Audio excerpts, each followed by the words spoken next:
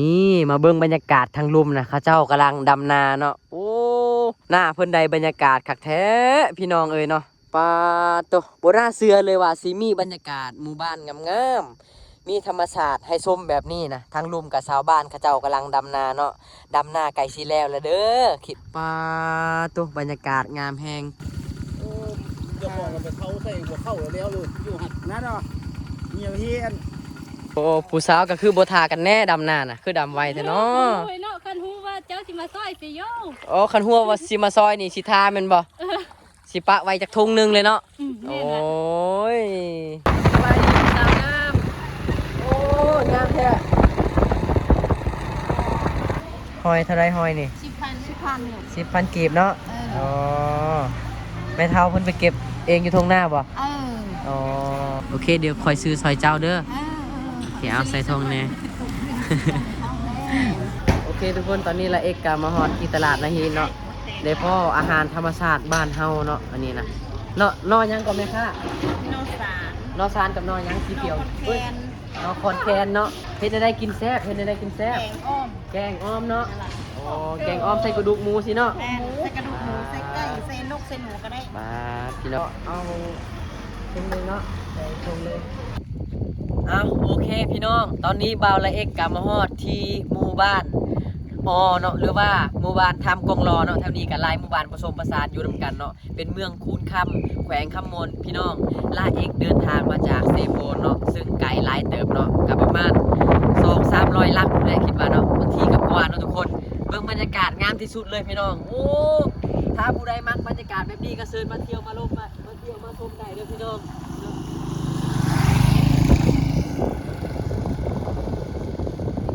มาทุกคนย่างตามบ่าวละเอกแล้วก็ชมวิวไปนำกันเลยเด้องัวกำลังงามเลยกำลังย่างหากินหญ้าเนาะงัวอันนี้จะเป็นงัวเนาะงัวงามว่าซั่นโอ้แต่ว่าหน้าแถวนี้นะเขาเจ้าดำหมดแล้วเนาะจะเขียวสดงดงามหมดเลยเนาะแต่ถ้าหน้าฝนจังหน่อยเนาะถ้าหน้ามันหลายเข้ากับสีงามกว่านี้เนาะแต่ถ้าผู้ใดอยากเห็นเขาที่แบบสูงๆแล้วก็งามเขียวต้องมาเดือน10หรือว่าเดือน9เนาะอันนี้เป็นหมู่บ้านหรือว่าบ้านน้ำนอนเนาะก็สีประมาณนี้แหละทุกคนเบิ่งข้างหน้าก็สีมีหมู่บ้านของเขาเจ้าเนาะอยู่นำกันหลายหลังคาเรือนเลยนี่คือเมืองธรรมชาติเนาะเมืองสวรรค์ที่เมืองคูนคำแขวงคำมนทุกคนมาพี่น้องมาเที่ยวนำกันแถวเนี้ยนะงัวนะเขาเจ้าจะบ่ได้เลี้ยงเด้อพี่น้องเขาเจ้าจะปล่อยไปตามถนนหนทางหากินหญ้าตามหนทางจังซี่เลย เพราะว่ายังเขาเจ้าจึงบ่เลี้ยงเพราะว่าหน้าของหมู่บ้านเขาเจ้านะมีแต่หัวเนาะเขาเจ้าเฮ็ดอ้อมรอบไปหมดแล้วเนาะงัวกะหาอยู่หากินสบายเลยตามถนนหนทางนะพี่น้องไปเดี๋ยวเฮาเดินทางกันต่อทุกคนเดี๋ยวเฮาสิเลาะตามถนนหนทางนี้ไปเรื่อยๆมีหยังที่ขวางทางเฮามื้อนี้เฮาสิถ่ายเก็บมาฝากให้ FC ทุกท่านทุกคนมาเบิ่งนำกันเนาะ let's go งัวมีแต่โตวตุยๆเนาะเพราะว่าแถวนี้หญ้าหลายเนาะหญ้าหลายขนาดเคี้ยวคักทุกคนสำหรับผู้ใดที่อกหักกะฟาวมากินเลยเนาะ นี่ปอดบึงภูเขานะเห็นบ่งามแท้พี่น้องเอ้ยนี่เนาะทำน้ำนอนรีสอร์ทเนาะโอ้บ้านทำน้ำนอนดีนี่เนาะแล้วเอกก็มาครั้งแรกยังบ่จักซื้อบ้านเลยได้ อันนี้ก็เว้าไปทั่วเว้าไปมั่วเนาะถ้าอันใดที่ละเอกเว้าบ่ถือก็ต้องขอโทษขออภัยนำเด้อพี่น้องเนาะว่างามแท้เด้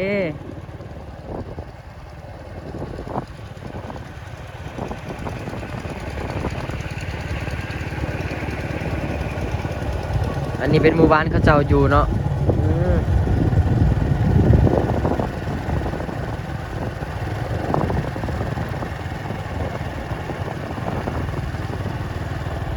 กกมะพร้าวโอ้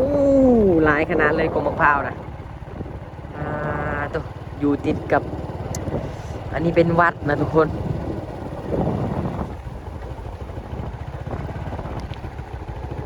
นี่เป็นสะพานครัวเล็กเนาะครัวสมัยก่อนที่นี่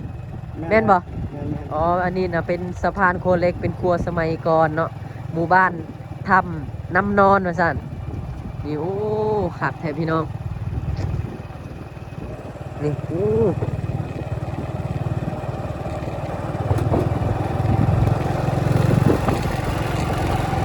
ตัวอันนี้แม่นหมู่บ้านทำน้ำนอนเลยบ่นี่ แม่น แม่นหมดเลยเนาะทุกคน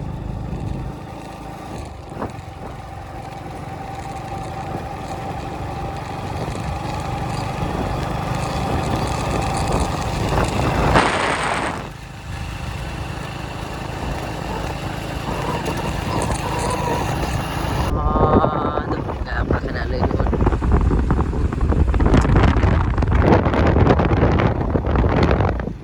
ฝนกะตกลิ้นเลยเนาะบ่เศร้าเลย แต่เฮากะลุยฝนหรือว่าแข่งฝนไปเลย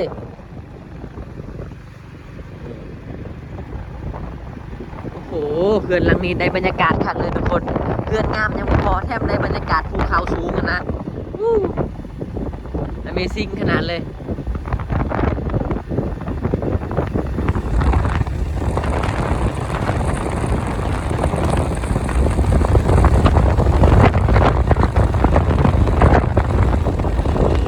ว้าวโอ้เนาะจะมีมุมเทียนที่เป็นภูเขาแท้นี่โอ้เอาทุกคนมาเบิ่งนำกันเนาะอันนี้นะน่าจะเป็นจุดที่สูงที่สุดเนาะสำหรับภูเขาหินตั้งเนาะหรือว่าหินน้ำประมาณนี้เลยทุกคนนี่มาเบิ่งบรรยากาศทางลุ่มนะเขาเจ้ากำลังดำนาเนาะโอ้หน้าเพิ่นใดบรรยากาศคักแท้พี่น้องเอ้ยเนาะนี่ปาโต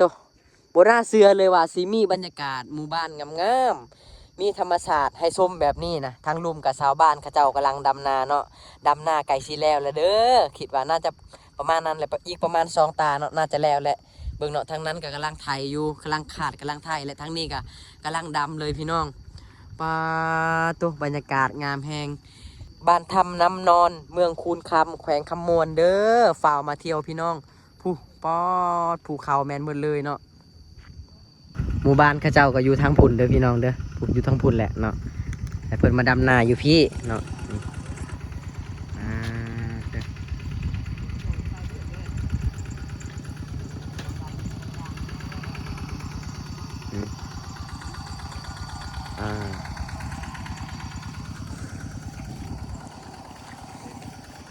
เดียวกันแล้วเนาะ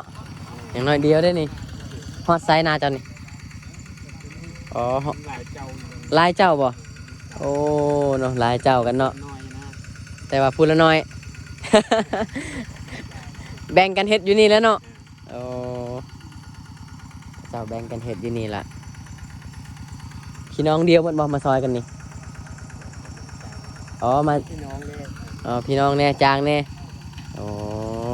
อยากให้มันแล้วไว้เนาะก็ช่วงนี้เป็นช่วงที่เล็งมือดำสินะเดี๋ยวฝนตกลายกับบดีเนาะบ่ได้อีก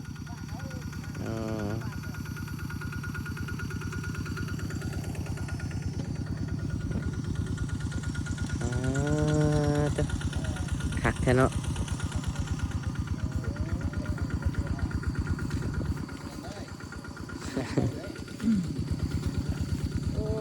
เจ้าของมันไปเขาใส่หัวเข้าแล้วเลยอยู่หัดนั่นเนาะเหนียวเฮียนนั่นเนาะออกกำเนาะออกเดียวเหนียวที่ออกกำนะไว้นะนอน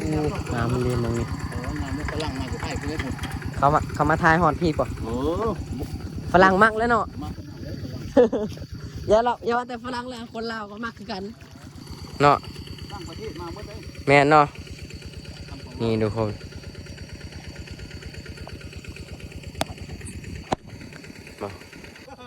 นี่เพื่อนบอกว่ามือแรกจะกลับไปห้องนะโทรหาโฟนเนี่ยเด้อให้มาตกอยู่หน้าเพื่อนนะเนาะ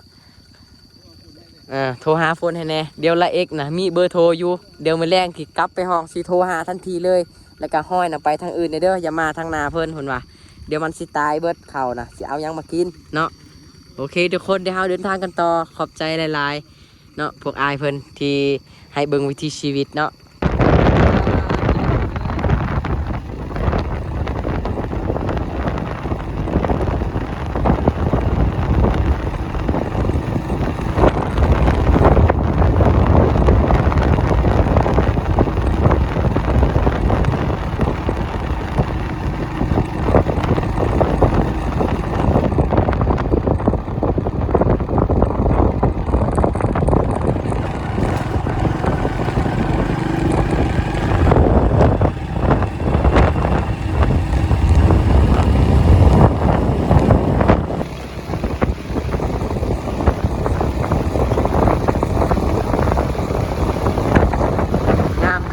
เนาะซื้อคักขนาดเลยผมเนี่ยอ่า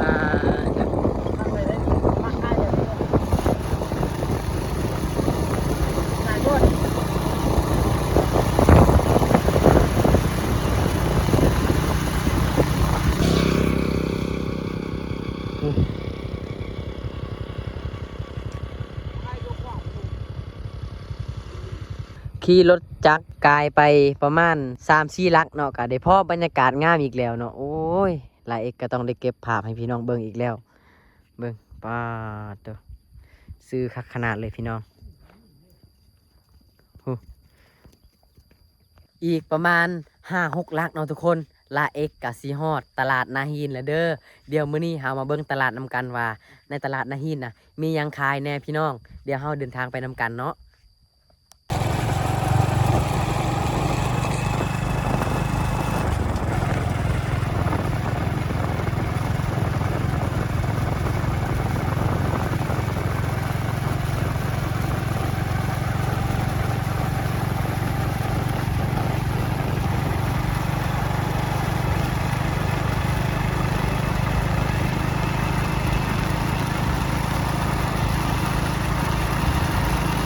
นี่เป็นจุดล้างรถระหว่างทางเนาะ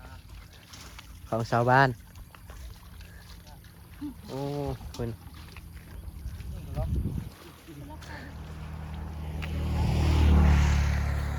มันจะมาแต่ดำนาบ่โอ้แล้วบ่แล้วเนาะโอ้ยนาเจ้าไก่บ่ชุมเจ้าอยู่บ้านใดฮะว่าชุมเจ้าอยู่บ้านใดอยู่บ้านนี่แหละ บ้านยังนี่บ้านฟูซ่า บ้านคูนซาดเนาะบ้าน ยิ้มงามๆให้เบิ่งแน่ผู้สาวบ้านคุณซาดโอ้ตั้งใจว่าสิมาดำนาซอยพัดเสียดายเนาะนาเราแล้วเราว่าดำแล้วบ่ทันแล้ว บ่ทันแล้วเนาะบ่ทันเขาแล้วเนาะบัดนี้เนาะพี่น้องเอ้ยบ่ทันเขาแล้วเพิ่นว่าคันเจ้าสิมาน่ะมาตอนที่ว่าเขาเจ้าน่ะยังบ่ทันดำนาเถอะเด้อถ้าดำนาแล้วก็เพิ่นก็บ่เว้าน้ำสินะ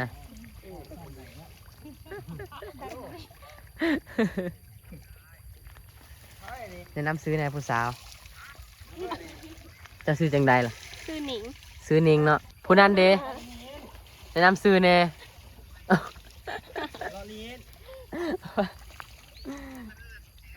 ผู้สาวขมวลเนาะว่าสิดำนาซอยเขาแต่ว่าดำแล้วเบิ้งนี่คอยมาแต่ดำนาได้โอ้ผู้สาวก็คือโบทากันแน่ดำนาน่ะคือดำไวแต่เนาะโอ้ยเนาะคันฮู้ว่าเจ้าสิมาซอยสิโย โอ้คันหัวว่าสิมาซอยนี่สิทาแม่นบ่สิปะไว้จากทุ่งนึงเลยเนาะโอ้ยพี่น้องเสียดายเด้บ่ซั่นก็ยามเกี่ยวบ่ซั่นก็ยามเกี่ยวก็โทรหาเด้อ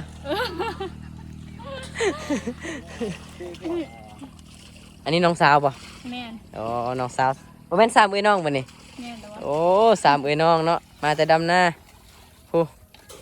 ผู้นั้นน่ะแล้วว่า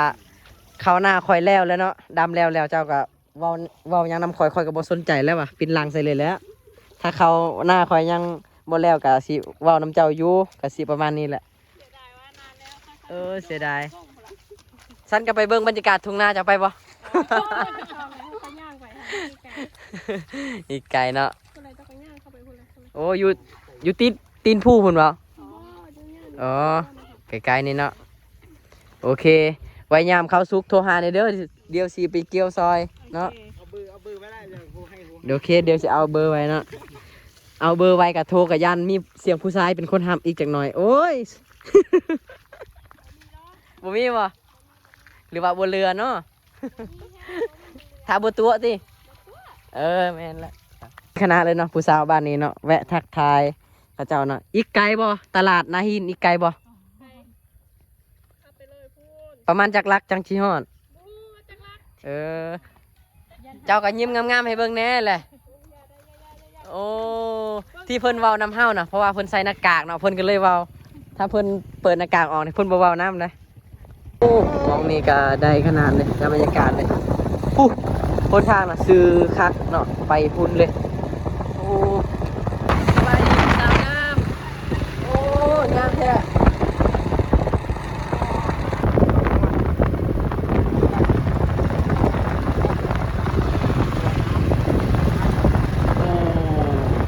ขนาดเลยบรรยากาศระหว่างทางไปตลาดดีคักขนาดเลยพี่น้อง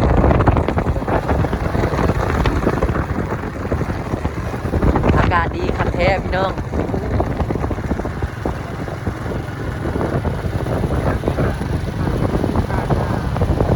นี่น่าจะเป็นอ่างเก็บน้ำเดิมพี่น้องในระหว่างทางไปตลาดนาฮินเนาะกว้างขนาดเลยตอนนี้ได้ยินมีผู้สาวร่วมทางเนาะที่จะไปตลาดด้วยกันเนาะเรากำลังจะไปตลาดพอดีเนาะลาเองได้จอดถามอยู่เมื่อกี้นี้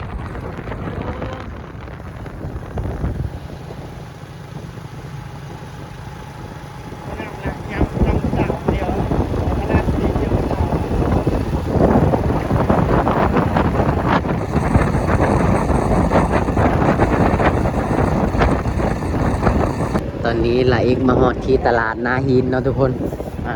ตัวนี่เนาะอันนี้น่าจะเป็นตลาดเนาะ นี่ก็มาฮอดที่ตลาดนาฮีนเนาะเมืองคูนคำแขวงคำมวนทุกคนอันนี้คือบรรยากาศอยู่ในตลาดเนาะบรรยากาศยามแรงๆพี่น้องตอนนี้ลาเอกจะพาพี่น้องไปหาซองอยู่ของกินนำกันเนาะซองหาซื้อของกินของอยากแถวตลาดนาฮีนว่ามีหยังแหน่พี่น้อง อันนี้คือบรรยากาศตลาดเด้อตลาดก็คือกว้างไร่เติบเนาะได้บรรยากาศเลยเนาะแนมไปทางพุ่นกับซิมีบรรยากาศภูเขาสูงๆพี่น้องเอ้ยเนาะแนมไปทางพุ่นกับแมนเมดเนาะว่าบรรยากาศที่มีตลาดงามๆตอนนี้เราจะพาทุกคนไปหาซื้อของกินของอยากนำกันเนาะนี่เนาะแล้วก็ซอดไปฮอดพุ่นกับเป็นสวนตลาดหมดเลยเนาะทุกคนตอนนี้น่าจะเป็นตลาดที่จะขายของกินของอยากเดี๋ยวเราจะเดินทางเข้าไปเนาะ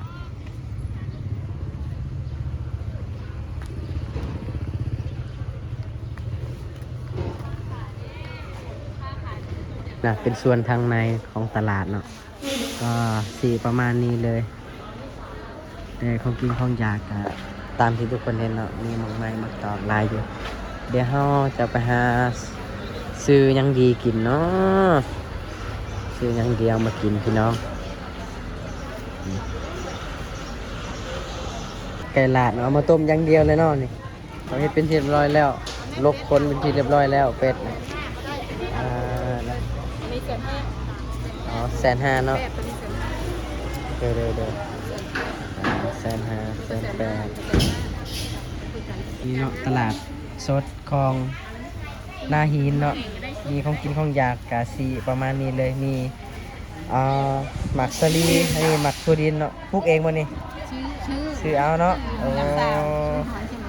อันนี้นะตะแคงหอยเท่าไรหอยนี่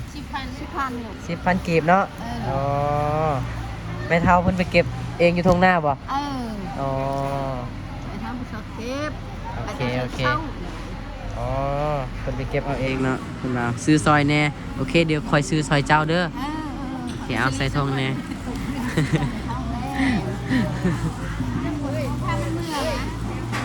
คน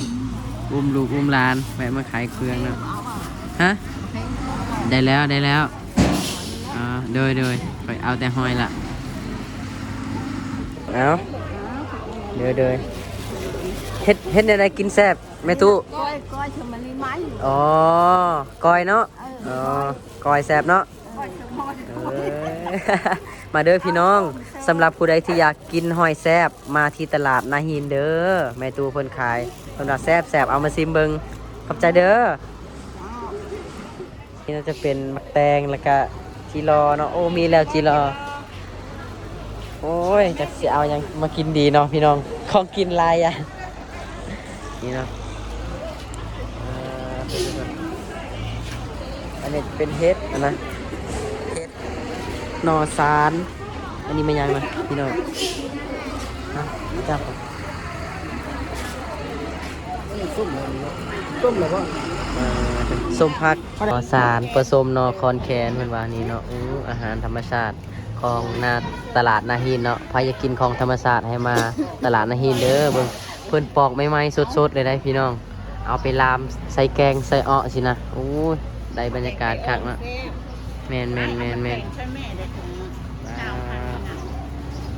อันนี้ค่ายเท่าไหร่ล่ะนี่นะ ถุงอันจาน10,000 จาน10,000 นั่นล่ะ โอ้จานละ10,000โอเคทุกคนตอนนี้ละเอกกามาฮอดที่ตลาดนาฮีเนาะได้พ่ออาหารธรรมชาติบ้านเฮาเนาะอันนี้นะเนาะนอยังก็แม่ค่ะ โนสาร นอซานกับนอยังสีเขียว แค เอ้ย น นอคอนแคนเนาะโอ้เฮ็ดได้กินแซ่บเฮ็ดได้กินแซ่ แก บ งอ้อม แกงอ้อมเนาะ นั่นล่ะ โอ้แกงอ้อมใส่กระดูกหมูสิเนาะ แม่นใส่กระดูกหมูใส่ไก่ใส่นกใส่หนูก็ได้ มาพี่น้องเดี๋ยวไลเอ็กซีไปลองกินเบิ่งเนาะเอาไปเฮ็ดเบิ่งคือจังแม่ค้าเพิ่นบอกนะสิไปซิมกินซิมเบิ่งเด้ออยู่เพิ่นผักมื้อนี้โอเคเดี๋ยวเอาซิมเบิ่งเนาะไปชงเลย เอาสองเลยลูก ได้แล้วเดี๋ยวซิมเบิ่งก่อน ซิมเบิ่งก่อน แซ่บแล้วเพราะเอาสองมันเกิน ซิมก่อนถ้ามันแซ่บนะมื้ออื่นสิกลับมาซื้อแต่เช้าเลย ตอนเช้าบ่มีเด้อตลาดแรง ตลาดแรกมื้อนี้ตลาดเช้าอยู่ทางใดล่ะ ตลาดเช้าบ่มีอยู่ในหีบ บ่มีบ่อ๋อมีแต่ตลาดแรงอย่างเดียวเนาะ ตอนแรก เช้า ตอนแรกคนจะมา เอาเดี๋ยวมาซิมเบิ่งก่อนเนาะ เอาหกสอง ได้แล้ว ไว้ไปชิมก่อนทำมันแซ่บโอเคซะคอยซื้อซอยเจ้าซะ20,000เดี๋ยวเอามักแตงซอยลาวเนาะมันนี่เนาะโอ้นี่เนาะนอสารอันนี้เนี่ยไปหาเองบ่หรือว่าซื้อน้ำเขาซื้อน้ำเขาแล้วมาขายต่อเนาะอ๋อ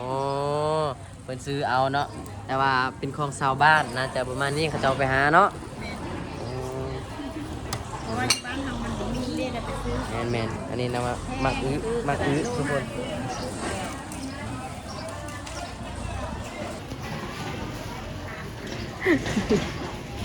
พี่สาว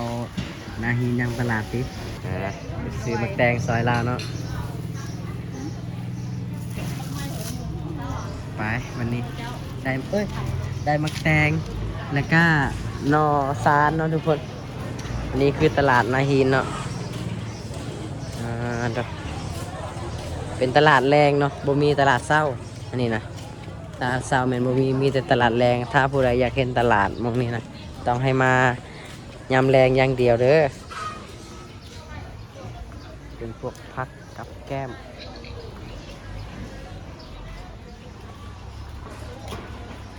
ผู้สาวน้อยตลาดนาฮีนเนาะผู้งามที่สุดในตลาดเลยยิ้มแน่ยิ้มงามๆแน่ยิ้มงามๆแน่